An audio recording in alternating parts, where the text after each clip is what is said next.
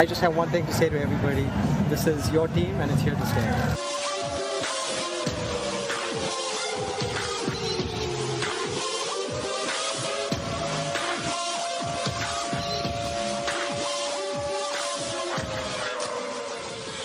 You are now listening to Sports Talk 916 with Greg Bull and Coach Greg Veroza.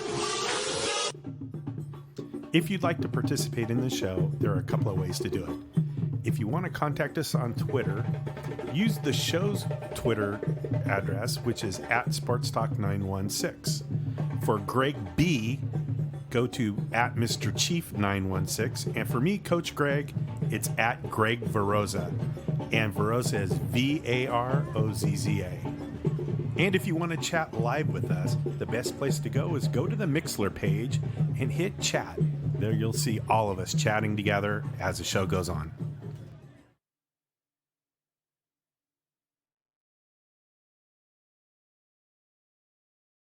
Good evening. Oh, shit, that's loud. Here we go. Here we go. Good evening, boys and girls, ladies and gentlemen, friends and neighbors. God damn, that is loud. I know, isn't it? You have us way up there on that because I'm at my normal spot. You're good. Okay, there we go. That's a little better. Welcome, Sports Talk 916, episode 202. That's right. I like this new numbering system. I can actually remember it. Way easier. Instead of figuring out what year we've been doing and what. Yeah, so anyway, my name is Coach Greg Veroza. I'm one of the two-headed monsters. That is the duck caller of the... Oh, we're a professional. We need to get that audio. We're a professional podcast. My phone's quacking. I'm one of the two-headed monsters of Greg that makes up Sports Talk 916 right there, as you can see in Facebook Live. We're in full view, by the way. Is Mr. Chief, Greg Bull. I didn't call you Coach this time. Right? And, yeah, we're here. It's Sunday. It is Sunday, and there's a bit to talk about tonight. There is. Got a lot going on. I heard my buddy Goldberg kicked ass tonight. 21 seconds. Oh, wait. Hold on. There we go. No audio. There we go. 21.88 seconds. Goldberg Nice. is the new Universal Champion, defeating Kevin Owens. He'll now face Brock Lesnar. Wait. Damn it, I have that. Brock Lesnar. At WrestleMania. Oh, you got a good view of what's-her-face in the background now. Not just crotch. You got the whole thing. Yeah. Of Sasha? No, that's CJ Sparks, local Playboy playmate from Sacramento. Oh, okay. Was the other one Sasha? No, that's I Heather. thought one was Sasha Grey. No, wow, god damn, I wish one of them was Sasha Grey. If Sasha Grey ever sees this and wants to send me a poster, I will put it right here. Oh, all these years I thought that was Sasha Grey. God damn, I would. So that was a gift from Heather. Didn't you pick her up as a Lyft driver? No, or I picked something? up CJ as a Lyft driver. If I ever get a chance to pick up Sasha Grey, I will pay for that poster. I'll go, damn. And TJ, no, that was not Donald Duck. That was my iPhone ringing. Because my normal ring in the office was way too annoying. So I put the duck on there, which makes it even worse. Right. Miss Rosa, how was your week, sir? It was interesting, up and down. Got a lot of work done. We're getting ready to start our swimming season, so that's always makes life a little bit more interesting. But just kind of another week. How about you? Same old, same old. And Work, gym. Our weeks really suck. It's pretty much Sunday is the only day that... I ate like a fucking fat ass today, which means I gotta go to the gym like 16 times next week. Are you carbo? I thought you were No, like we're cutting. done with that. I thought you were cutting. Yeah, supposed to. So that means no fat, right? No, fat's okay. It's no carbs. And those 14 bags of potato chips I saw out on the... I had some pretzels, but I also had a Western bacon cheeseburger and some chicken and some mashed potatoes and some ice cream and some root beer. 4 beers and pretzels and root beer. I said root beer. And was it real root beer or was it that stuff we tried for a couple of weeks? no, it was Shasta root beer.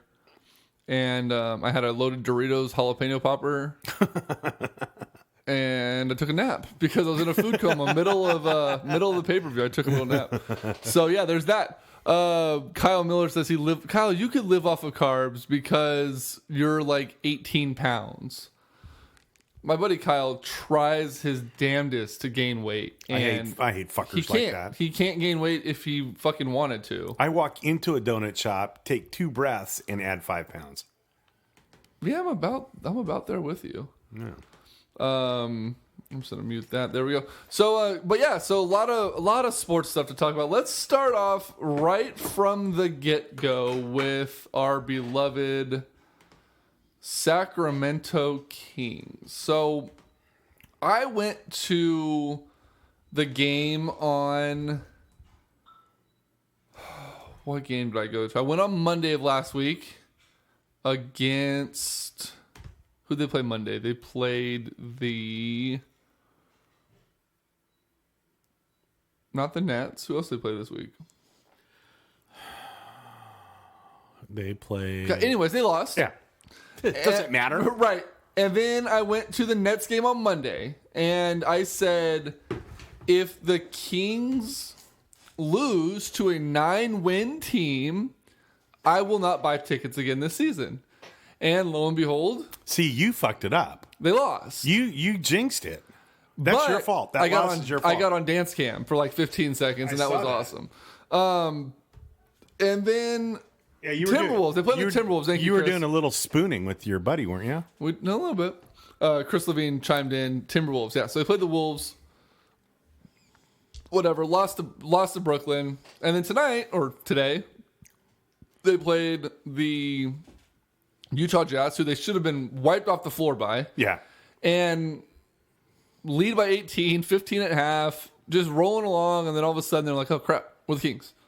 Can't do this anymore. And then controversy at the end. They end up losing on a reversed offensive goaltending call. That was a good call. Yeah, and that was a good call. They ended up winning the game or losing the game in overtime. So what I want to talk about is obviously the Sacramento Kings right now are in a really tough situation. I want to say what's up to George as well, first time listener and good buddy of ours. Hey, George. 49er fan, Giants fan, and Warrior fan.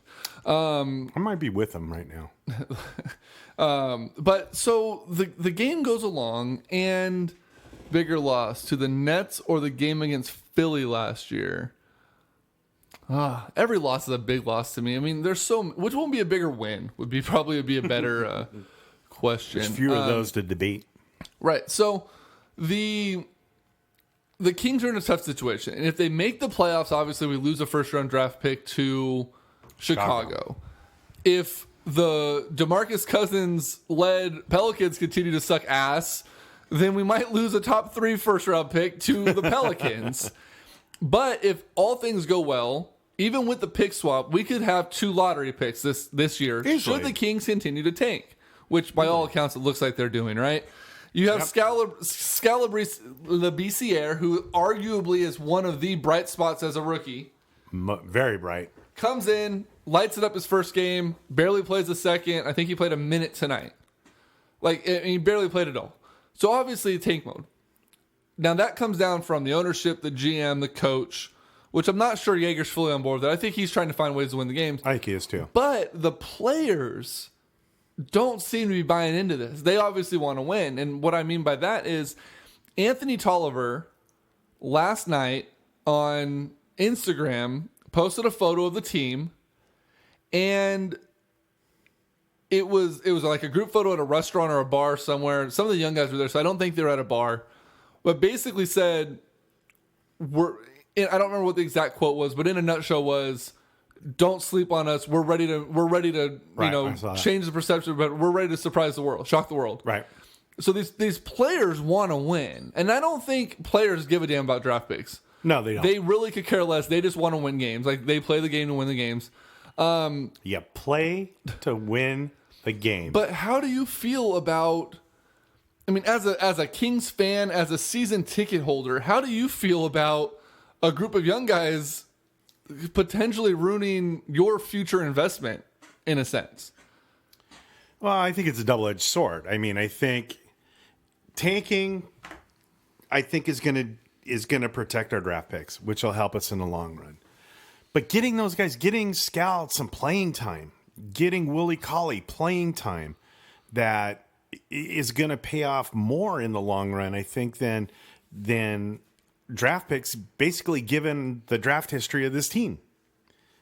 So yeah, I want to see I would rather see us tank with all those young guys playing and not playing Tolliver and not playing Collison, Collison, and some of those guys, and let the young guys play and get some experience, so that when, if they do happen to make a couple of good draft picks next year, that those guys can come in and we can kind of weed out some of the older talent that's not going to get us anywhere in the long run. Not that they're not bad, and right now they're the glue that's holding the team together. Barn bomb. What now? Good. I thought that was for me. From my angle, at the top of section 106 in the Golden One Center, it appeared to be offensive basket interference to me. Mike Tavares was standing right next to me and felt the same way I did. It's all about the angle you see it from. Yeah, but Mike, from my angle, sitting on my ass in my living room With 35 different camera angles. 35 different camera angles, that was a good call. James Hines agrees. TJ Longacre agrees. It was... TJ says, from where I was sitting at home on the TV, it didn't look that way. It sadly was the correct call. Yep. TJ's right. It was the correct call. Unfortunately, it's a tough break for the Kings, but they did lose that game.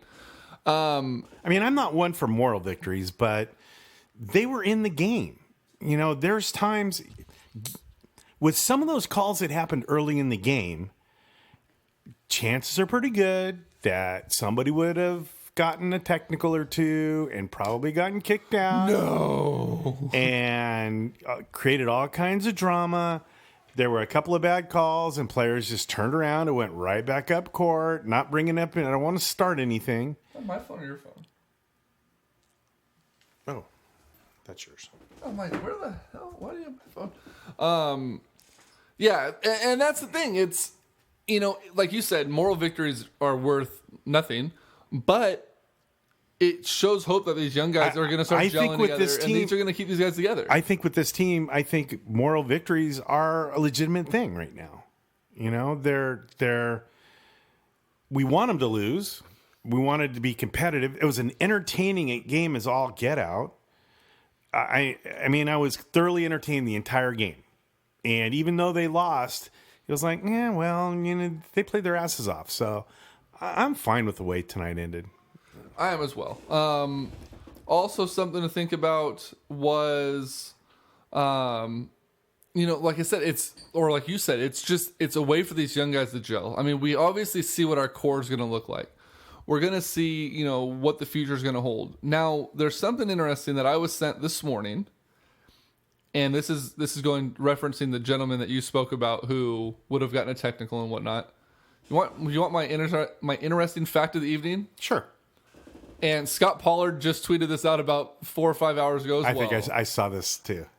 The Pelicans with Cousins on and off the court since the February 20th trade. He's played 131 minutes on the court. They've had 114 minutes with him off. Their offensive rating, 96.5% with him on the court, 104.8 with him off. 3-point percentage, 24% on, 33% off. Turnovers, 6.4 with him off the court, 12.3 with him on the court. And the only win was when Cousins was suspended. Now, I'm not sure if they're winning tonight. I know Cousins, congratulations to DeMarcus, made his 10,000th career point tonight, which, love him or hate him, is a pretty remarkable milestone for being in his 7th year. So give him credit where credit is due. But Pelicans are kicking the Lakers' ass. It's 95-81. In the middle of fourth quarter. Perfect. So they're going to get their first win with DeMarcus Cousins unless there's some sort of miracle in LA. But it leads me to ask you this question. As of right now, it's a very small sample size. Draft picks aside, is it unreasonable to say right now that the Sacramento Kings, with the way Buddy Hield has been playing and the way Tyreek, who, by the way, took a fucking rest day when they haven't played since fucking Wednesday. Someone said he was at Topgolf last night, so that could have something to do with it. Maybe a little Topgolf makes very good drinks. I'll give him credit for that. Is it safe to say, as of right now, that the Sacramento Kings may be the winners of the draft early on? Wow. I don't know. I mean, it's hard to tell. I think for overall team chemistry and feeling and energy and intangibles, I hands down they're the winner. On court, it's way too early to tell. You can't even guess at it. Yeah, it's pretty crazy. And I feel bad. I just shared this to all the Kings groups, and I'll remind you guys that are in here. Our format here is 100% non-structured. So if we change subjects and you have a Kings-related question, throw it in the chat box on Mixler or on Facebook Live, and we will go ahead and fully we'll switch subjects and go back and talk about it. We have no problem with that. I do want to say congratulations to the G-Man, Gary Gerald. Right. 2,500 career games called for the Sacramento Kings. That's a lot of losses he's seen. Oh, my God. Unfortunately, he did not get a win tonight. But, it was encouraging when he played, or they played. I saw a couple of different video clips. And the thing that got me the most excited out of anything that's happened in the last 3 weeks is he said he wants to keep going for a long time to come. So Jesus. That's great. I don't know why you'd want to see more losses. Let's see. Let's continue on with this. Talk about the broadcast tonight. Doug Christie, his puns are terrible. He needs to stop. I like Christie on the call. I really like him next to Grant. Shit. He knows what he's talking about. He can point out a defense, a scheme, or whatever. But, dude, the puns. You're not Jerry Reynolds. Let him be the pun. Yeah. He's the pun master. Just let it go. Yeah, you're not. It's too forced. And happy birthday to Slamson today. Yeah, did they just kind of arbitrarily pick a date that it's his birthday? No. Fun fact, Slamson's human counterpart's birthday was yesterday. So they structure it around his actual birthday. Okay. Let's see here. Unfortunately, the officiating was awful. Kenny Maurer counting to 5 quickly for the Kings and slowly for Utah was an outrage. Mike says, I agree. TJ was also the reaction of Gary Gerald. Well, after he finished broadcasting, he told this to Mike Tavares. Kenny Maurer was a part of the 2002 officiating crew, if I'm not mistaken. He was too. So there's that. Let's see here. Now, that was a call that I can bitch about. The offensive goaltending was not. That was a legit call. That was a good overturn. What about what happened? I'm going to let you talk about this one. What happened in New York today between the New York Knicks and the Golden State Warriors? It was wonderful. It was wonderful. So I've really been on the Kings' asses about this for the last 4 years, and I've talked to. It started when that game was the opening night or one of the games last season or at Sleep Train last year where the sound system died and we only had the scoreboard for the first 18 minutes or whatever it was. Oh, no, it started well before that. So this started about 5 years ago. And they had a season ticket holder event at Arco. And we actually got down. It was when we were still pretty good. So maybe it was longer than that. And ESPN was there. So we got to go down into the ESPN truck and look at the production truck. It was really cool. Coming out, I met the head of media relations for the Kings, or media production or whatever. Okay. And I said, I really like basketball. I like everything about basketball. And that includes the sounds, the squeaking of the tennis shoes, the bouncing of the ball, if you're close enough, hearing the players talk to each other or whistle that they want the ball. All that stuff we can't hear because there's a constant barrage of music and noise and, Sacramento and all that stuff that just really takes away from the game. So today, I get a text. I was watching the NASCAR race because, I don't know, it was in New York and that's one of the first places that started playing music, so I don't watch many games there. Get a text from my buddy, Mr. Chief, and he says, you have to turn on the game. They're doing a silent No, I didn't tell you why. I just said, turn the game on. You're going to love it. Yeah. So I get over there and it's wonderful. There's no music, no noise, no video interruptions, no scoreboard, no prompting for anybody to yell. Now I watched a online stream through my Apple TV today. When they went to commercial and things like that during the broadcast and the timeouts, was it silent? I think it was. Okay, because it was on my stream. There was literally nothing. It was just waiting for the timeout to end. You could hear the players talk. You hear fans screaming. Yeah. But there was no post-production anything going on. And except for Van Gundy complaining about wanting the music back. Right. And, I think what it proved, unfortunately, is NBA fans don't know how to watch basketball. Boring. The game was boring. There's no energy in the place. They were in New York. Well, yeah, but I mean, when there's music, they're a little bit more livelier. True.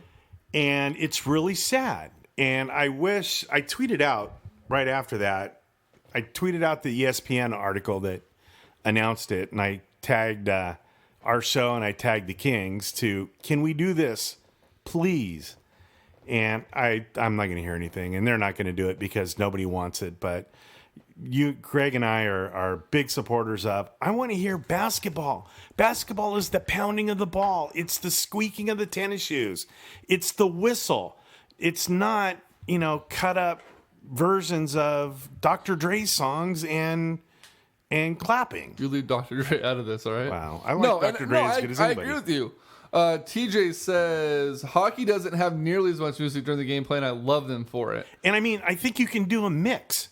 Yeah, you don't need it to be silent. You don't need to be silent. It doesn't need to be silent constantly. But how about you have your iPod at like 4, not 15? What I think, do it when it's going to benefit the team. Do it when there's a lull. Do it when they're starting to get hot. Do it after a couple of made 3-pointers. Do it when the opposing team starts to get hot and you need a defense chant. You need something. But yeah, work it in appropriately. But it just becomes a part of the game, and it's almost like you don't hear it anymore, but you hear the noise. And it's really frustrating. I mean, that's why I like going to college games and I like going to high school games.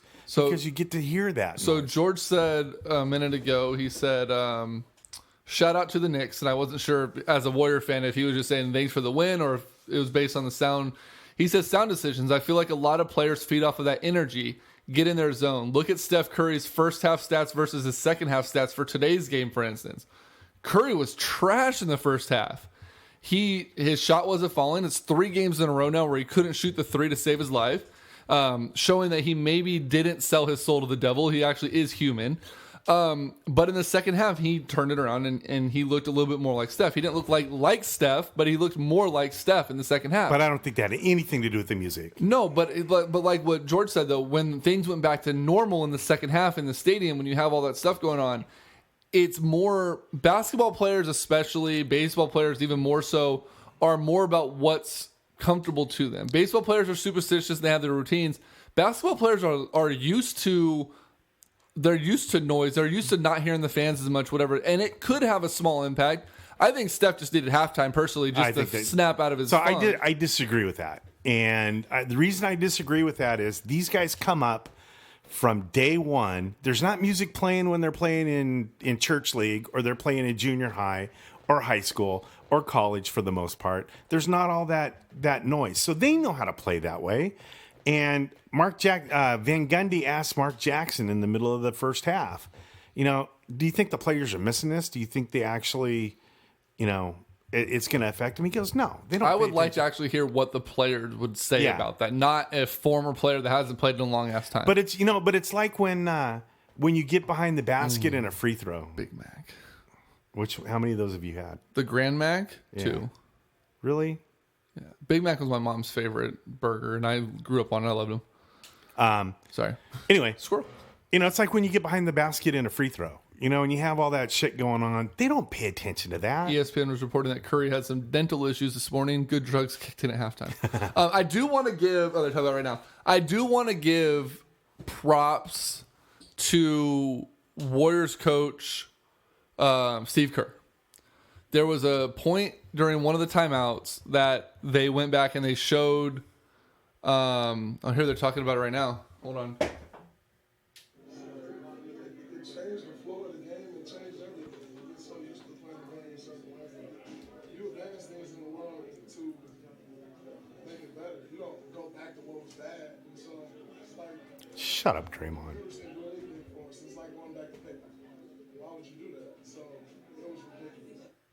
So, and that's what and Draymond Green obviously doesn't speak for the entire NBA. Right. But that's a lot of what I was thinking. It's like these guys get so used to certain things. And, who It knows? would take them about 2 games But to get used if you to it. notice, though, they also didn't know until right before the game started. They made an announcement. Steph looks up at the Jumbotron and starts laughing like, what the hell? Like, if you're going to change things up and players need to, even if it is a mentality thing, you need to give them more notice than when they're doing warm-ups right before tip. I just don't think it's that big of a deal. I really don't. I don't think they should be worried about Lakers close the gap to 2 points with a minute left. that. Nice. So let me ask you this, though. So what was I saying? Oh, props to Steve Kerr. So Curry's shooting like crap. Can't make a basket. Misses 2 free throws in the first quarter. Definitely not looking Steph-like. No, not at all. And Clay not looking like Clay either. right. So he's at the end of the bench. Curry is during the timeout. And he's got his, hands on his knees. He's just kind of sitting there. And Kerr walks over with a stat sheet and says, look, I don't care about this column. I only care about this column. He says, yeah, your shot right now is terrible. Just keep shooting. It's going to come back. He says, but look at your plus minus. Even with what you're doing on the court with your shot, when you're on the floor, we're a better team. Keep doing what you Right. do for us. Right. And he said, just go out there and have fun. He called him like my son or whatever. To me, right there, that epitomizes why the Warriors are so successful. Absolutely. It has nothing to do with the fact they have the best, 2 of the best shooters in the league. And I don't know why I'm praising the Warriors so much Three as a of the Kings. best players. Yeah, well, shooters as a Kings podcast, basically. But I would kill to have and I don't know if Jaeger's like this. I'm, from everything I've heard, he's very positive like this. But that little microcosm of a game right there gives me way more insight as to why the Warriors are so successful. Absolutely. Because Kerr, he relates to his guys, and he finds that little thing right there. I bet you was more than anything what snapped Steph out of his shooting slump. Probably. Him saying, "Oh, I don't have to worry about missing shots. I'm just going to play." I think he knows that. I think what Kerr does is he's not going to dwell on it. I think it's a lot like Pop. Kerr played for Pop. I think he was on Pop's staff, and he got those kinds of things from Popovich where, if a guy needs his ass chewed out, he'll get his ass chewed out, but he's not going to do it in front of everybody. He's going to pull him aside. But more so, it's that put your arm around the shoulder, say, look, you just go out and have fun. That's what got us here. That's what's going to take us to where we want to go. So George has something for you here. He says, I agree. The players do not need music. The players have played with no music in church league or in high school or in college. However, I'm viewing it as a point of players enjoy it. It can be an energy to feed off of. And this is probably more for me because you don't go to the gym. But imagine working out and the first half of your workout, you have no music. I've done it before. It sucks. Right. But imagine it like this. You're warming up for the game. You're getting ready for the gym. You go in and George wears a pair of wireless Beats by Dre's. So he relies on them to be charged in order to get his music, right? Imagine you have them around your neck and you're walking in and you're talking to people and you get ready to do your first set and you go and you power on your headphones and they don't turn on. Done it before. And you're like, fuck, your mood changes. Your workout absolutely. changes. Absolutely. So to me, the Warriors finding out right before tip is a lot like walking into the gym ready to crank your music on and have a kick-ass workout. And then all of a sudden they're like, oh, your headphones are dead. And you're like, oh. You still get it done, but it's not as good as a workout as you probably would have got with the music on. I'll buy that, George. I give you that. You get a point for that. Yeah, that's a good point. And that's the way I look at it. It's like you at least got to tell these guys a little bit beforehand. If you walk in with regular headphones to the gym and you realize, fuck, I forgot my headphones, and it's 15 minutes, you're driving to the gym, you can kind of prepare yourself. Okay, you know what? Still got to knock this out, whatever. Right. But if you put them on your neck and you walk in and they don't power on or for me, like the other day when I forgot my little fucking dongle, thanks Apple, you sons of bitches, I couldn't use my headphones and I'm like, fuck. Yeah. I was at the talk to Wayne who walks around and doesn't shut up. George will know who I'm talking about. Boogie fouled out, or Booger fouled out. Sorry. Did he? Fucking Barn Bomb. James says Booger fouled out tonight. Barn Bomb, Bellingham Niner fan. Who is that? Mike, there's this thing called sarcasm and sense of humor. You might want to go look it up in the dictionary. Chris Levine says, "I love Kerr. He's real. I like how he called us out at called out the All-Star game the other day too. Can't work out without music. That was a great analogy. Yeah, I give George. That was George. You get George's actually going to come in with us probably right before the draft when we do a 49ers preview show. He's a big stats guy. He and we'll get to the Niners and I'll give him. Actually, let me write this down right here. We're going to go like this with George. Props on TT. All right. Greg, you're absolutely right. Kirk keeps his players level-headed and confident. Reminds me of our oh so missed Jim Harbaugh and the confidence he had in his players. More so Alex Smith and Colin Kaepernick. I think it's huge. Yeah, absolutely. And if a coach shows confidence in his players, they're going to run through a wall from him. It's just the way it is nowadays. You know, if you show confidence, that's going to allow you to get on their ass when they need to get on their ass. And it's going to allow you to get the most out of those guys no matter what. And I think what great coaches like that do is they're going to treat Draymond different than they treat Steph. And they're going to treat him different than they treat, Matt Barnes now, who's on the team. Talk about it. I know, really. Talk about somebody who fell into a great thing. Oh, and shout out to Warrior fans who were like, "Oh, it's great to have a guy like him on the team." And when he's been there before. No, he hasn't. Yeah. Okay, so you've been a fan since last year. Obviously, he was a part of the what was it? What was their team? The Believe team or whatever they call themselves when they were the 8th seed and they knocked off the the Mavericks that year. Yeah, I mean, I could only hope that's what Yeager is behind the scenes for the Sacramento Kings. And it's starting to look like he is. I mean, some of those kids are playing really well right now. And I keep saying kids. I mean, some of them are, but I call Buddy Hield a kid all the time, but he spent 4 years in college. He's like 23. Yeah. You know what I mean? It's like he's already but I call them kids no matter what because they're kids. Because you're like 65. Shut up. 51? 55. Okay, well there you go. We'll even it out. Let's see. The We Believe team. There you go, TJ. Oh, Chris got it too. Thank you. Hasn't Matt Barnes now played for all 4 NBA teams in California? Yes. Yep, and he's played for not all of them twice. He's played for half of them twice. He hasn't played for the Lakers, the Clippers twice. He's played for the Kings and Warriors both twice. So there's that. Let's talk real quick. San Francisco Giants. We are still in talks with River Cats. We're going to do our preview show. They had their season opening preseason party today. They did the ribbon cutting for the new playground in center field. Oh, cool. I don't know if you saw that or not. It's a big play structure. The main focus of it is the Tower Bridge. It's a Tower Bridge play structure for the kids. It's free out in center field, which is pretty cool. They had free hot dogs, free sodas today for everybody. Cool. They also had St. Baldrick's out there doing the head shaving. Did you do it? Looks like you got a little bit less hair today. No. So yeah, so we're still in talks to do our preview show with the River Cats. Actually, one more thing I should talk about since we just got off the Kings. Next week. Yeah, big next week. Sunday night, 8:00. Do we want to tell people about this, or do we want to keep it secret? No, I want people to know about it. I know. I'm just Sunday night we have a very special guest. He will be joining us right around 8:05, barring any kind of unforeseen circumstance. We should have him for an hour should we need it. Hopefully we won't because he's on the Eastern time zone, so it's already going to be 11 o'clock when he joins us that night live.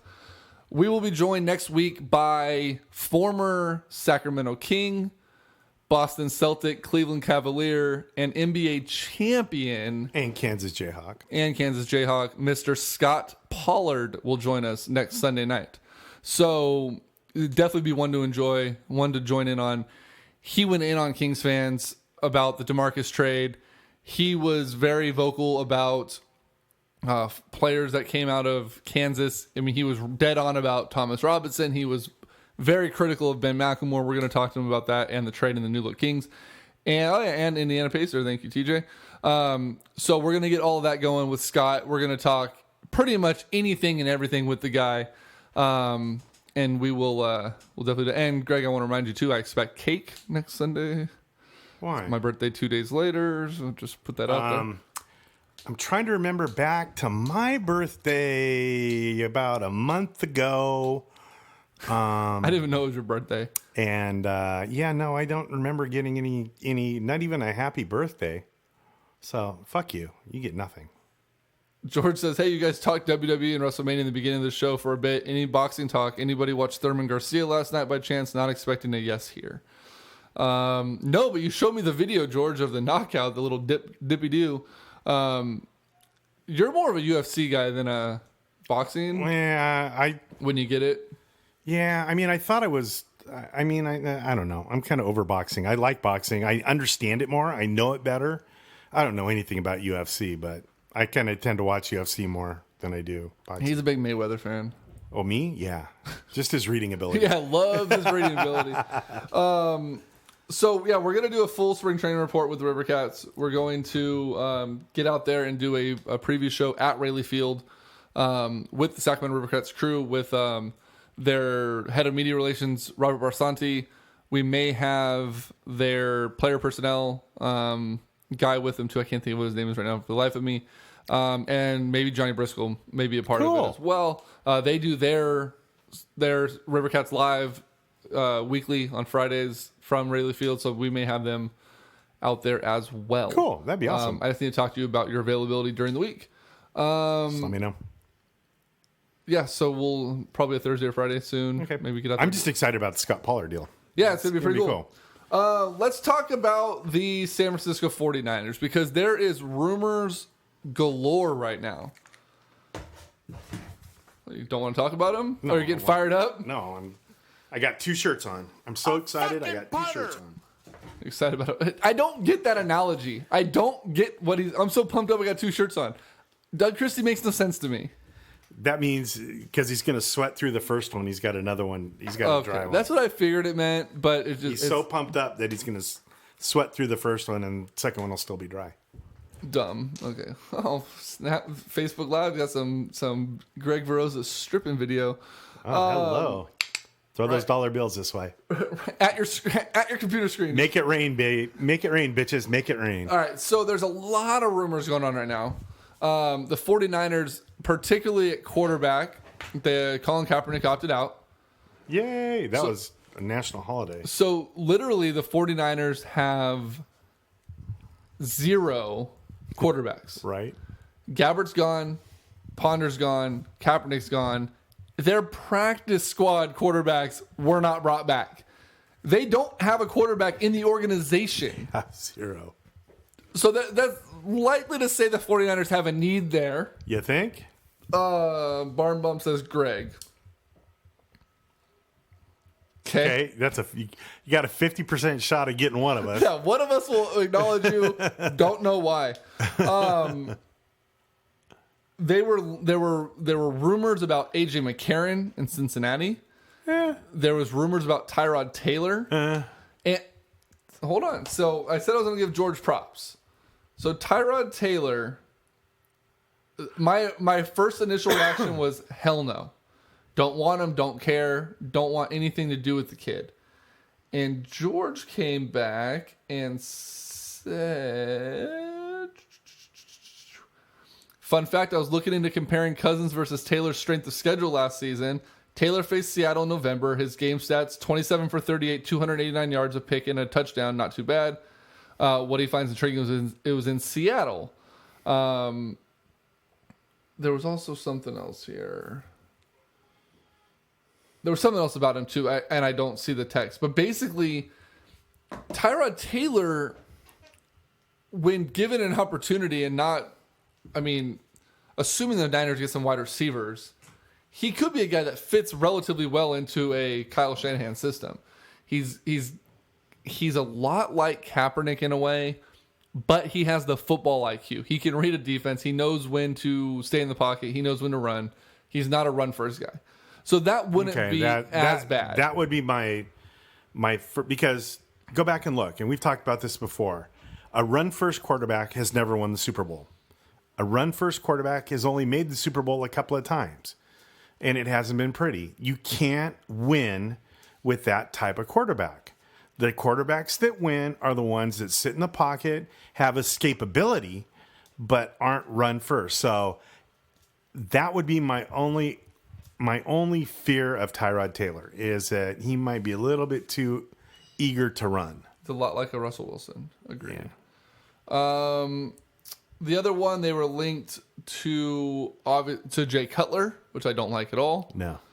They were linked to Kirk Cousins, who still could happen. Yeah. They can still make a trade for Cousins, and there's a lot of speculation that may happen. A three-way trade. James is saying that three-way trade will not happen.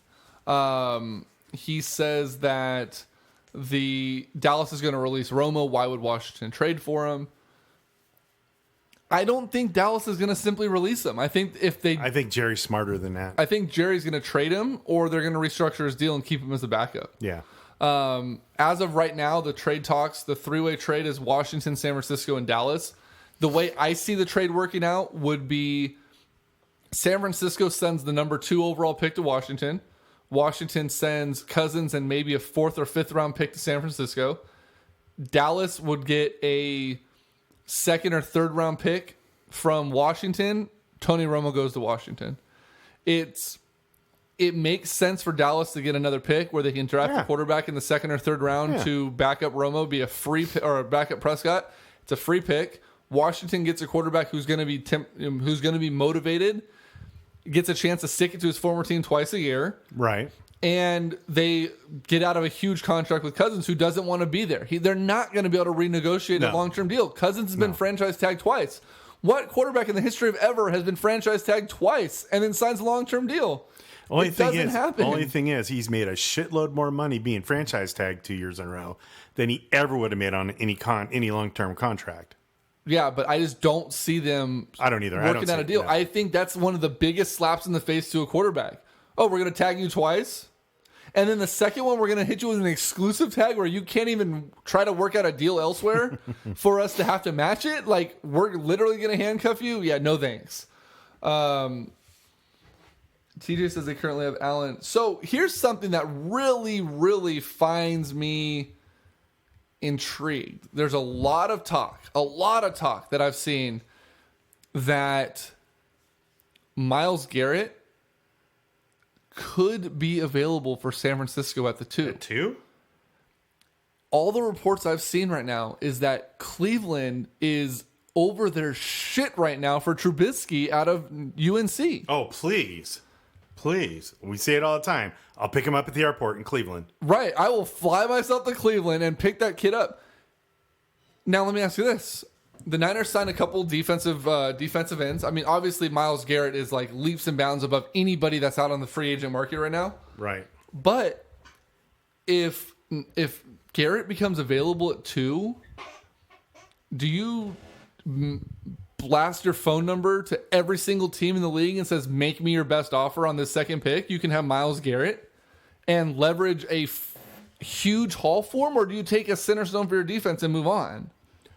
I think that's going to be a huge test should he become, even if he doesn't become available. I think John Lynch right now is going to have a huge decision to make at the number 2 pick. Do you move back and let a team take someone else that has a need and get more picks? See, I think I on first blush for me, this team is so depleted and has so little talent at so many multiple positions that if you can trade that pick and get yourself 4 or 5 second, third, and fourth round picks, I think you do it in a heartbeat. You have to. There's no.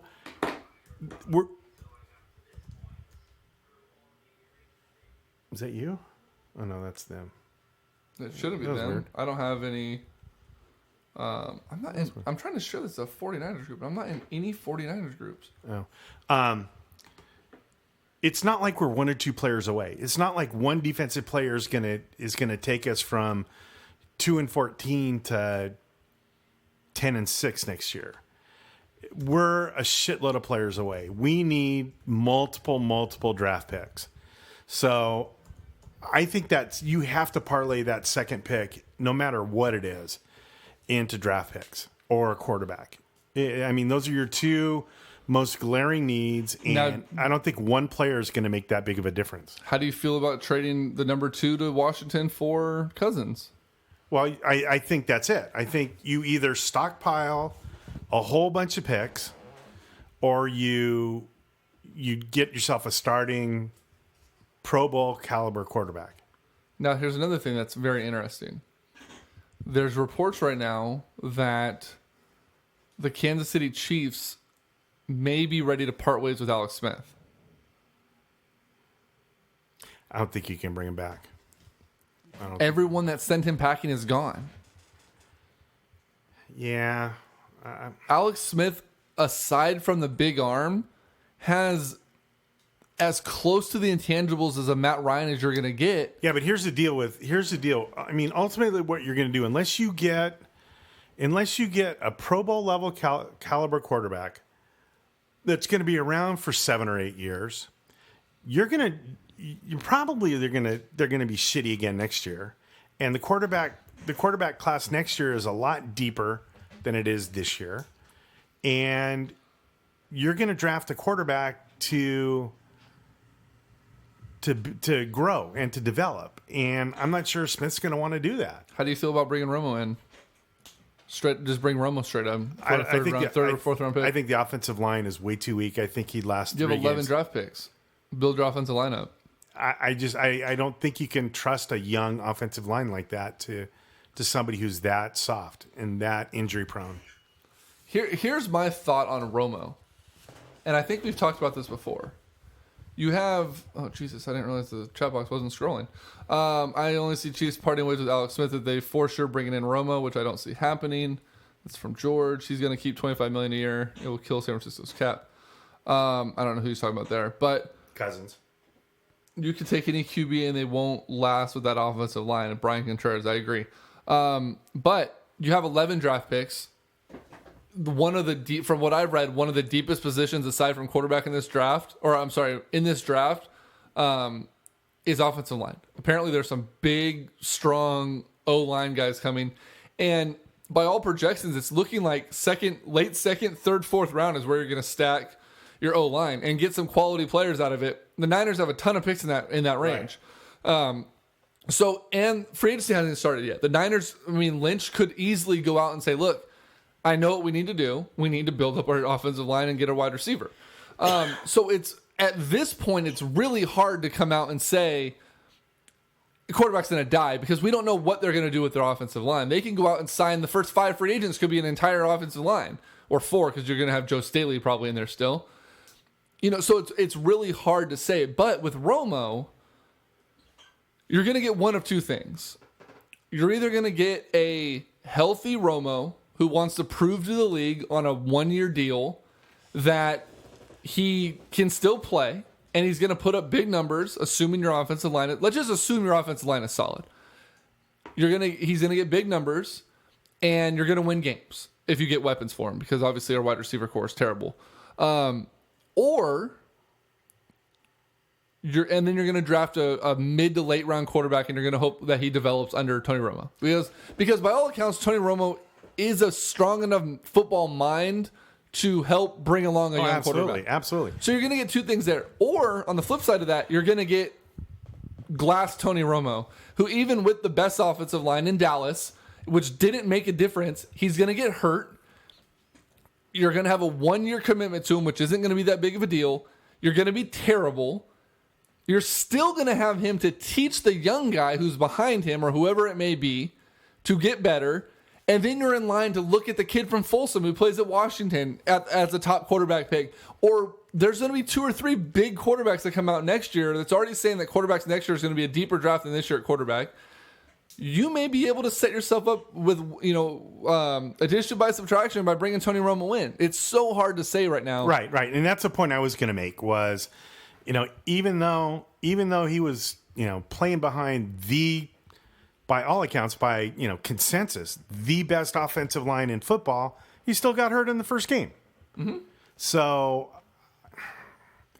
I just think he's too fragile. I think he's too fragile to come in, and I don't know that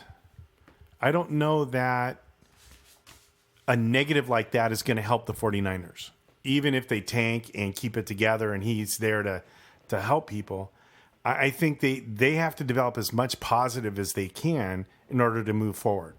And if you spend a lot of money on a quarterback, which no matter what, even if you're not paying Romo what he's used to getting paid, you're still going to pay him a lot to come in. James says if you want that, you bring in Fitzpatrick. Yeah, I can see that. Fitzpatrick needs wide receivers, as well as what Romo would need. But for that, so the Niners re-signed Curley, our leading wide receiver last year, who had like 300, or what was it, 300 yards. Something really bad. But it was the best year of his career. But they signed him for 3 years, $10.5 million, which is a steal for essentially your number one wide receiver. But he has the intangibles, I think, to be a very good slot wide receiver for the 49ers. Yeah, I think so. Given the quarterback, obviously.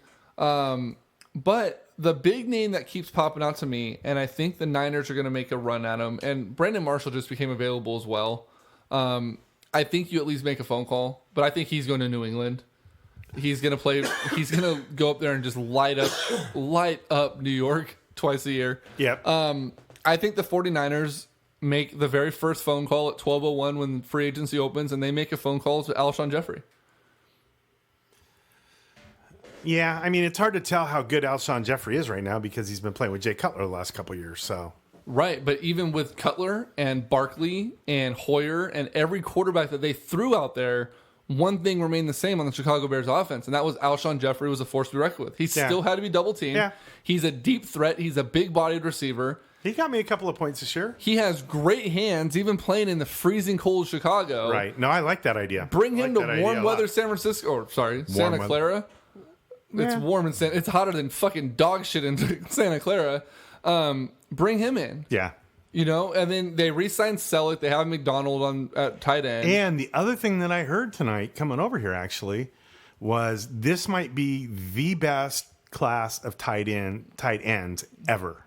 Really? Yeah, the tight end is 6 or 7 guys deep.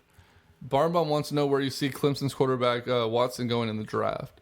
Third round, second round, I early think second. I think he still goes first round. The Heisman Trophy is going to carry a lot of weight to his name. He knocked off Alabama in the championship game. I think that's going to be a lot. It depends. You have to look at His pro day. You have to look at or what his needs. combine too. You have to look at what needs are for those teams too. So how many of those teams at 20 to 30 need a quarterback? How many of those teams from 15 to 20 need a quarterback? TJ says he has Watson going 10th to the Buffalo Bills, and I can see that I can see happening. that. I can see him go to the Jets too. And this right here is the reason why I want George to come on and talk football. He says, Jeffrey Style reminds me of a younger version of a guy that I still miss to this day, Anquan Bolden. You throw up a 50-50 one-on-one ball, he's coming down with it way more times than not. You snag a Jeffrey in free agency along with a Torrey Smith that sets a 1-2 punch. Stop putting up messages. I can't read it. You have a smaller Curly run the slot with a Quentin Patton if they re-sign Patton. Coming in occasionally to case Shanahan wants to shake things up and go with a pretty decent receiving core. Just a matter of who the guy is throwing the ball to him. Levi's, thanks, Mike. I know it's in Santa Clara. I am not reading anywhere that anyone wants to move up to number 2 unless Garrett is on the board. So draft either Williams, Foster, Allen, or Foster, a starter from day one. If they can get Mike Williams, the wide receiver, I believe, out of Clemson, at the number 2 spot, sign an Alshon Jeffrey and put Williams and Torrey on the line, the Niners easily jump into the top 10 of wide receiver corps in the NFL. Now, if you have Colin Kaepernick throwing the ball to him, which apparently they're still not ruling out the return of Kaepernick. I heard Chicago's interested in Kaepernick. Then you have a 25th ranked wide receiver corps because they can only run a one-step wait and see what happens. Right. Because he can't even throw the ball there. I would love to see Williams, the wide receiver. God, that would be. Now, I read a mock, and this is why I hate mock drafts, because apparently they still think that Trent Baalke is around. Simply for the fact that I read 3 mocks. 3 of them had the 49ers taking a safety at the second pick.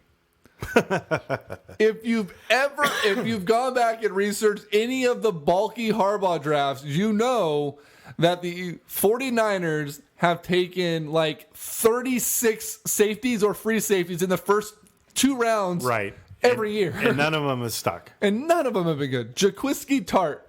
Well, Eric Reed's been good. Eric Reed was good. Reed. But then you have Tart and you have Yeah, exactly. my Exactly. point. As long as you don't go to the 5th round A fucking punter. and draft a punter, I really don't care. There also is talks about other free agents. Here's my other question for you. How do you feel if the Niners throw some money at Latavius Murray? Oh, absolutely. You have a 1-2 punch of Latavius Murray and Carlos Hyde. See, I don't like. Carlos Hyde he's a 3rd down scat back. Jimmy At Ward best. was the other guy. Yeah, Bust. Jimmy Ward. But imagine if you have. But I just don't think Carlos Hyde's somebody you can count on. As a backup, though, you have Latavius Murray 1st, 2nd down, Right. and 3rd down passing situations. Right. You have Hyde in there as the bruiser who can get you 1 or 2 yards. Hyde's a poor man's Darryl Sproles. Darren Sproles. Darren Sproles. Darryl Sproles is disgusting. He's not very good. Yeah, no, that's why I said Darryl. My brother Darryl, my other brother. J Darryl. Mac wants to know if this is a call-in show. Jay, not at this time, but if you leave your comments in the Facebook line, though, we will definitely get to them. Like I said earlier, this is a open format, so if you have something you want to talk about, whether it be what please, we're talking write about or it in not, there. throw it in there. We will jump around. They could always draft Malik Hooker or Jamal Adams. Secondary players are deep position this year too. The Niners definitely need help in the secondary. That's because we've drafted so many. We have so many safeties. But I'm God, look at that! Doesn't that just look beautiful? It's baseball. just? Adios, pelota. Can't wait for baseball to be back. It's there's so much coming, and I'm actually there's so much going on with the 49ers right now, and it's so weird that on on Sunday, March 5th, that I'm saying this. Trying to see how long of a delay we have on Facebook Live. Oh, it's about a 3-second delay on Facebook Live getting to the computer. My optimism right now around John sky Lynch high. is like full on girl porn rager. Like, it is unbelievable how excited I am for him. It's nice to know that we actually have a guy that is a football mind, knows how to evaluate players, because that's what he's been doing on TV. That's what he does. So I think I'm excited. I'm beyond excited.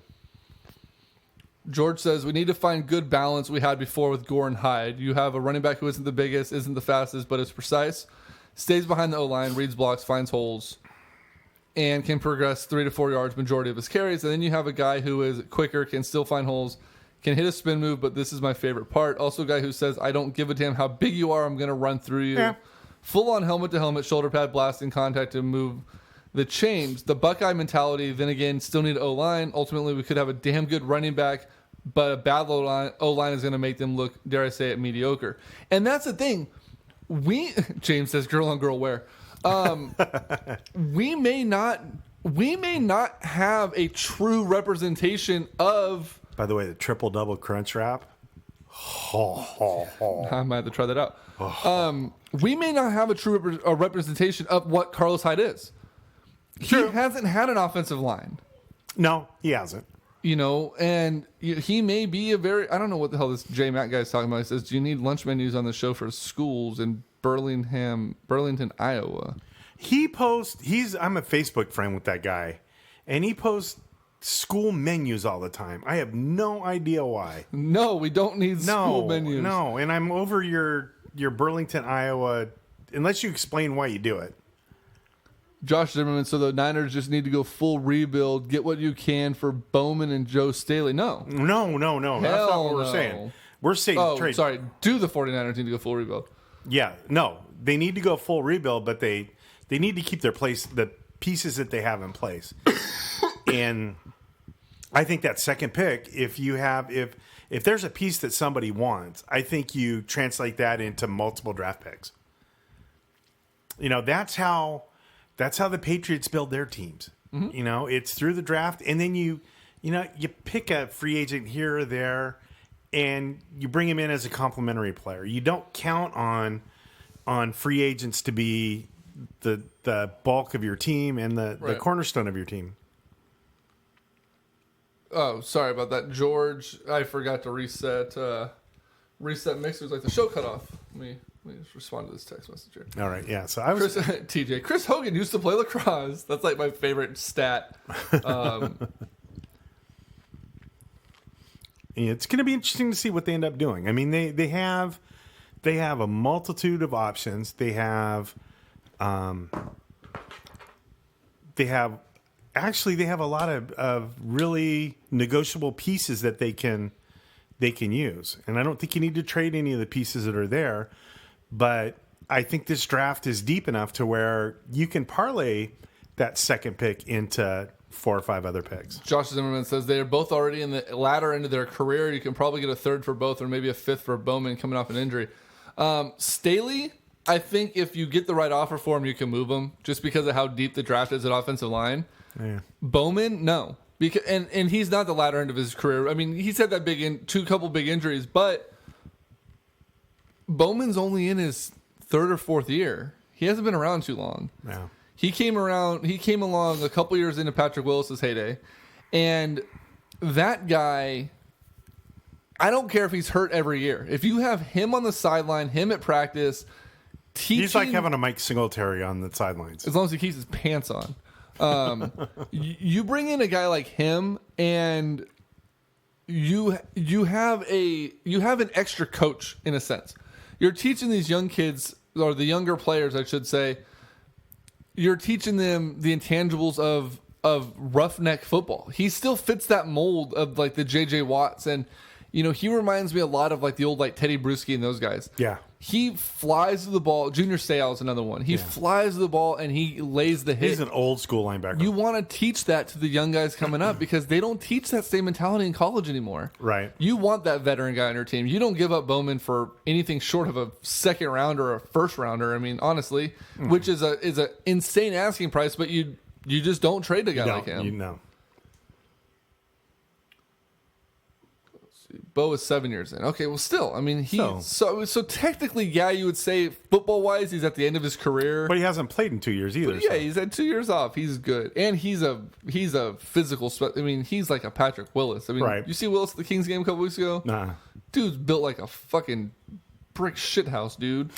He could suit up tomorrow and light people up. Oh yeah. Here we go. Hey, there's our boy. Hey, Boogie, or Booger. Oh, look at that, shooting a 3. Plank. He made it, but still, get your ass in the paint, cousins. Plank. That's all 3 the same shot. Right now, they had 3 for 3 in the first half. We're obviously. Oh, that's how Cousins fouled out. That's how he fouled out. Are you kidding? Okay, that right there is a bullshit 6 foul. Look at him though. He wasn't complaining. Well, Clank. No. Let's see. Sorry. We really yeah, Mike, I saw that Jed York was at Golden One Center Sunday. I missed it. Did they win or lose? They won. Pelicans won? Okay. Like I said, needless to say, the 49ers are in a very tough spot when it comes to essentially their rebuild. Now, on the other side of things, on the other side of the bay, the Raiders, they're not in as big of a predicament. Obviously, they're getting their quarterback back. They have a little bit of a need in the secondary. They're not going to bring back Latavius Murray, so they have a need at running back. They could probably use another wide receiver, just because short of Crabtree and Cooper. So what do you think? Joe Mixon? Who? The kid from Oklahoma who punched the girl in the face? Probably not. I don't know. Do you give him a shot? I wouldn't. Did you see? You saw the kid out of Washington who ran the 4.240. Yeah. who didn't get the island because he wore Nikes. Right. Do you see his answer as to why he didn't wear Adidas? 'Cause knowing that was the qualification. He said, "To be honest with you, I don't know how to swim and I don't own a boat." So he didn't wear it. But there was no way in hell that was an offensive goaltending. I just saw it for the first time, like in real time. Yeah, no way. Yeah, that was a good call for the Sacramento Kings. That was a hell of a block. Glenn Robinson III. So the Raiders, so this kid runs a 4.240. Someone put up a GIF of the Undertaker in a casket match, throwing the lid open and sitting up, and it was captioned, "Al Davis just heard a kid ran a 4.240." He looked around like, and I thought that was pretty funny. John Ross, is the kid who He's been hurt a lot too. He's had a couple of knee surgeries, and he still ran a 4.240. Yeah. And then, if you notice, at the end of the 40, he started limping. He hamstring or calf or something. He's having shoulder surgery, I think, next week. Pretty crazy. But the Raiders, I mean, obviously they're in a much better spot. However, their ownership is in a little bit of a pickle. So obviously the Vegas deal is falling, dropping bricks left and right. Crumbling. The Landmark Group with Ronnie Lott and company they submitted a formal proposal. They're working with the city. They haven't got their financing yet. They're working on that. Reports are that Al Davis, he's really far off from this. Mark Davis is essentially NFL broke. He doesn't have the money. He doesn't have the pull with the NFL owners to make this happen now that Alderson has dropped out of the race. Jerry Jones, who definitely is not NFL broke, apparently has been reaching out to investors and entrepreneurs across the country to get money together to revitalize the Vegas deal. I heard San Diego's in play too. Well, they'll never go to San Diego. I'll put money on that. But yeah, so Jerry Jones is trying to find a way to bring it back to life. Now, there's two things that could come of that. One is that they're going to find investors that are going to work with Mark Davis to build a team, which I think is going to be damn near impossible because Mark Davis is a greedy bastard. Right. The other thought is that Jerry Jones may be finding a group of investors to purchase the Oakland Raiders from under Mark Davis with the intention of moving the team to Vegas and basically just making Davis a deal he can't afford to refuse and getting him out of the NFL circle of owners. It's going to have to be a hell of a deal for him to do that. I don't think I think he'll. I agree with that, James, 100%. I can see him going down with this shit. What did James say? James says, knock down the Coliseum, play in Santa Clara for 2 years while you rebuild. Probably what they would do, I would imagine, is they'll play in Berkeley. That's what they've done in the past when the Coliseum was being renovated. The thing is, there's absolutely no reason why Santa Clara wouldn't work. They built it for a multiple team stadium. They built it just like they did MetLife or whatever it is out in New York. The same parameters for the locker room. There's 2 home locker rooms to go with the visitor locker room. So it's built right now for the Raiders to have a home there or any other team that wants to move there. So that's going to be a story to watch, obviously, throughout the summer. Did you see the story? Barnum's going to probably want me to talk about this. What about AT? AT&T? Played AT&T they're talking about? No, it's not a good. Or what about the A's, maybe? Can't tear down the Coliseum if the A's still play there. And we know the Giants aren't going to let them play at AT&T Park. Right, no, they won't be able to play at AT&T Park. What was I saying? You could, with the kind of crowds the A's draw, you could move them into O.co and let them play indoor baseball for a couple of years. Move it into Oracle, you mean? Yeah, in Oracle. Yeah. Just let them play arena baseball. Right. What is AT, TJ? The hell are you talking about? I still think the Coliseum Town or whatever it's called is still a very good option. I don't know what that is. The tarp won't fit over the third deck at AT. What the hell's AT? Talk about AT&T Park? Giants said they could play AT&T if they dropped San Jose as an option. We're talking about the A's. You can't have multiple teams playing baseball in the same stadium. It won't work. There's too many games to shuffle around. Can't. No, no, that wouldn't work. That wouldn't work. But as far as baseball goes, I can see Berkeley. I can see them playing at Santa Clara. The A's ownership group has already spent a lot of money working toward finding land for a new stadium, which would be great for the A's. They really need it. The other thing I was talking about was, did you see the story? Barn Mom's going to love this, talking about it. Did you see the story coming out of Minnesota about their new stadium? No. Oh, about the birds? The birds? Yeah. Estimated 500 birds will be killed in the first year of it being open. Yeah, but that happens to every building anywhere. And I've had, like some guys said on Facebook, I've had 2 guys run into my kitchen window and die. So does that mean they have to tear down my house? TJ says talking about moving the Raiders to AT&T Park. Cal football played there in 2011. Oh, there's a couple games every year. They have a bowl game that plays there. Cal played there in 2011. Yeah. The only problem with that is, do the Giants let them come in and tear up the stadium during a stretch drive and potentially World Series? No, not going to happen. I don't think that happens. I just don't think they'd let them do it. Now, if they're the A's playing at AT&T, let them in. They're not going to make it October anyways. The thing about the Minnesota stadium is they built it in the middle of the north to south flight zone that the birds take from Canada down to the Gulf of Mexico. Oh, really? Smack dab in the middle of it. And then they put these glass windows up that are reflected. They showed a picture from the ground looking up the hill. It's literally grass and sky is all you see in the reflection. It looks like it just goes straight through. So there's a petition to get the Minnesota Vikings to change, either to coat or change the glass. How much does it cost them if they do it? The owner came out and said no. $66 million to replace the glass on that one side of the building. Wow. Yeah, no thanks. They could do what they did in Davis. They had a deer crossing, and they too many deer were getting hit, so they just took signs and moved. Seriously, they did. They moved the signs and said, "Okay, no, the deer crossing's here now." Deer are so stupid. I didn't know they could read. That's hella funny.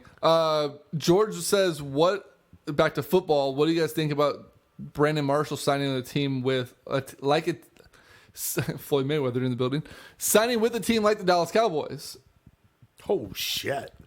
He says they have a solid O-line. Dak seems to be the guy for them, or at least for now, only 1 year in.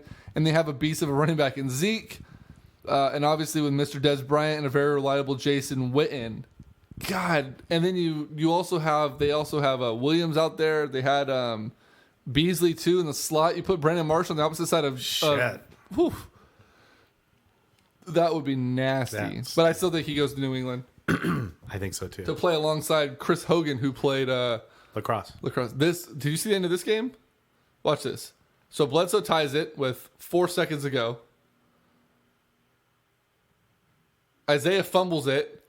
Enes picks it up. Buzzer beater. Nice. Ball game. Crazy. That's funny. How the reaction was priceless. See, okay, Kings fans that are dying to have Isaiah back. Do you want that shit on your team? Yes. No. Yes. Bring Isaiah back in a fucking heartbeat. Let's see here. What else is there? Yeah, and then when DeMarcus is a free agent in 2 years, we re-sign him. We got the whole gang back. And then we go back to being 25 and 42. Only if you rehire George Karl. Right? Speaking of that, we need to start reading the book.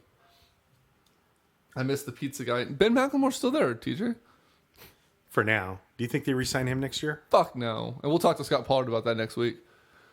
Let's see. Brad Keselowski wins the Monster Energy NASCAR Cup Series at Atlanta. 19 winless streak. So it's the NASCAR. It's the Monster Energy Series now. It's no longer. It's not Sprint Cup. It's Monster Energy Series. That ties into some younger group. And just imagine that the first race as the Monster Energy. The car is the Monster Energy car wins the Daytona 500. Oh, hey. So. Let's see, what else is there? Other weird news that we can run off of like that. The NFL or the NBA D League is no longer called the Developmental League. Oh, it's not? It is now the Gatorade League. Oh, God. Yeah, NBA Gatorade League. Hopefully teams are sponsored by Powerade because that would be hella funny. Let's see. We'll throw it out to Facebook world and to the chat box. Anything else you guys want us to talk about before we wrap it up? Get your brackets ready. Selection Sunday will be a week from tonight. Stupid. You want to do a bracket again this year? Yeah. You gonna put anything on the line for the bracket? I don't know. I'm so terrible at the brackets. We can do one of those milkshakes you owe me from. Yeah, I still got you a milkshake. I'm gonna pull an Eddie. I'm gonna copy Trump's bracket.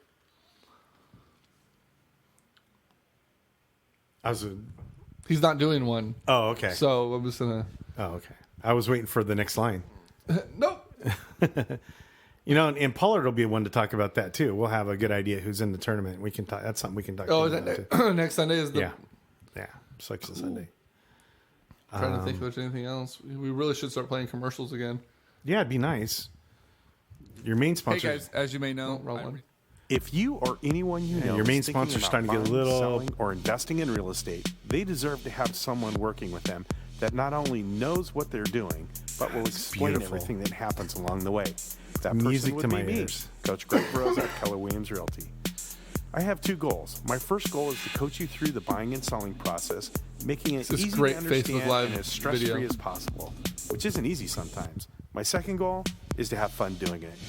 Come be a part of my team. We're Let me dead coach silent you on or Facebook anyone right you now, know aren't we? through the No. real estate process. It's all Give me a typed call through. at 916-241-8068, and let's talk about how I can coach you through the real estate process. Let me ask you one question. Who do you know that's looking to buy, sell, or invest in real estate that I should know right now? Again, that's Greg Verza, Keller Williams Realty, 916-241-8068. There you go. That was sweet. Thanks. Did you know that Tom Arnold is an Iowa alum? Said Bum Bum. What does that have to do with anything? I like the show, guys. What do you guys think about Iowa Hawkeyes football? Know nothing about We're not. it. College football's not one of our strengths. I know a little bit about it, but The Greg- Warriors signed Jose Calderon and then released him. what 2 was hours that? later? Apparently, there was a big story about that. He made $400,000. So basically, what happened was they had already agreed to sign him. They said they're going to sign him for the league for the league minimum, guaranteed contract for the league minimum, which was about $420,000 or whatever it was. And then that happened. They made that deal with them. They verbally agreed to it, and then KD went down. So they realized that shit. We need a bigger potential starting small forward. So they agreed to sign Matt Barnes. Well, they had already verbally agreed to sign Calderon. So they signed him and then released him 2 hours later to, it was the general manager and the owners, basically their way of saying, we already agreed to do this. We're going to keep our word for you. You're going to get your guaranteed money. Sorry for the mishap. Go play somewhere else. But we're still going to pay you the money we promised you. Yeah, that's So it was a that's pretty class cool, act. That's a class act right there. Yeah, pretty neat. So Yeah. there's that. Let's see. Don't know anything about Iowa. $207,500 an hour for Jose Calderon. John Ross caught only 5 for about 28 yards and 0 touchdowns for Alabama with a lost fumble.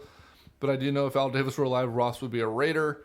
Ross running the 4.240 did not help his draft stock. NFL already knows he's fast. Yeah. Still a borderline first rounder. I agree with that. Other than that, I mean, like I said, baseball is coming. We're very close to opening day. April 6th is the River Cats opening day. We should have our preview show from Rayleigh Field soon. I'll talk with Robert tomorrow. He was very busy today with their preseason party. Sirens. Oh, yeah. Hey, about that. Sacramento Sirens women's football starts their season soon. Mentioned by Mike Barnbaum. Next Sunday, 8 p.m. Pacific, the Sports Talk 916 podcast will have Scott Pollard on as guest. Download the Mixler app. He sent that to Deuce and Morgan. Thank you, Mike. Deuce already knew. I talked to Deuce about it already. Let me go ahead and pull that message up. And let me get the schedule for the Sacramento Sirens. It was from Christy, Greg and Christy. I'm assuming they're playing it at Hughes. Hughes Stadium again. March 25th is the Sirens opening home game against the Phantoms with a Z. And then they play the Storm April 8th, which I won't be here for. April 22nd against the Stars with a Z.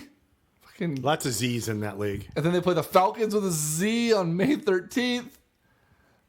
She told us that one of the games was canceled, but that was a road game anyways. So that's it. So they have 4 home games. They have the Phantoms, the Storm, the Falcons, and the Stars. March 25th, April 8th, April 22nd, and May 13th. Greg Bowl and Greg Veroza will be returning to Hughes Stadium with the Sirens for their PA announcers. And we will have field access and media opportunities. So we'll cover that. Almost Melanson time. That's right. It's almost baseball time. I cannot wait for that as well. Why aren't they TJ says, why aren't they the Sirens? James, I might be in town on the 25th. You should come to the game. It's like $6 to get in or $10 to get in or whatever. I think we can probably get him in. Probably. J Mac, hey, what's the man's name in the white hat? That's Greg. And that's Greg. You figure out the rest. Yeah. And we don't like lunch in Iowa. Someone says Greg Rose is the best realtor in the 916. What about the 270? Who was that? Brian Contreras. Oh, Brian, my man. All right, guys. So as always, we definitely thank you Brian. guys for joining in. Every week, it'll be very, very helpful if you guys could share this. If you're in a, depending on the topic, if we're talking A's, Giants, Rivercats, whoever it might be, share this in any fan groups that you're in. Yeah, share the please. video. We're not in a lot of them. And unfortunately, Facebook Live, for some reason, when you're actually on, prevents a lot of sharing into groups from the actual host site. So if you guys are in any groups, any pages that you're a part of, share the link. Let's get more people in here. We definitely appreciate it. We're working on the possibility of trying to get t-shirts made. Yeah. I have a run on our new logo shirt. It'll be the one that's actually on our Facebook page with the cityscape in the background. That's going to translate fantastically to t-shirts. Yep. If you want to donate to the cause and have t-shirts to help t-shirts be made and guarantee your own shirt, send us an email, sportstalk916@gmail.com, and we can go ahead and set you up with donation opportunities. I think that would be really cool to get some shirts out there. Yeah. But yeah, other than that, like I said, share it. Let us know what's going on out there. I'm supposed to have an email from a buddy of mine about a bike race. Let me see if he sent it to me. Oh, I saw that. I don't think he sent it to me though. Birthday wishes from McCooney's. That's cool. I can't afford you. But yeah. So, oh god, I can't wait for that. What's that? So I drink liquid eggs, liquid egg whites. They're like flavored. You just drink them? Yeah, it's flavored like they're pasteurized like 15 times, just like a protein shake is. But they're 100% egg white, and you can get them flavored. Like you can get cake batter and chocolate, and yeah, it's a company called Muscle Egg, and it's like $50 for a gallon, but it lasts you about a month because I only drink it in the morning, like 4 ounces in the morning. It's the equivalent of 6 eggs. Okay. It's a quick to go. Just got an email. They just released Fruit Loop flavor. Dude, I saw it. I'm like, I need $50 like right now. But yeah, so like I said, Facebook, share it. Share this page even after we're off the air. We want to get some more likes. Once we do have t-shirts generated, we are going to do a giveaway at 500 likes. Right now we're at 448 on the page. I would love to see that push 500 if you can share it to any of your sports friends, especially baseball and football friends as we're coming along on the season. We'll definitely have a giveaway with some stickers and a t-shirt as that happens. So check it out. I definitely appreciate it. And damn it, we will go from there. But until next week, for Greg, I am Greg, and we will see you guys then. Remember, follow us on Facebook, where all the videos are posted. Yep. Twitter, Instagram, Facebook Live, Podbean, and everywhere else that we may be. Check us out. We'll see you then.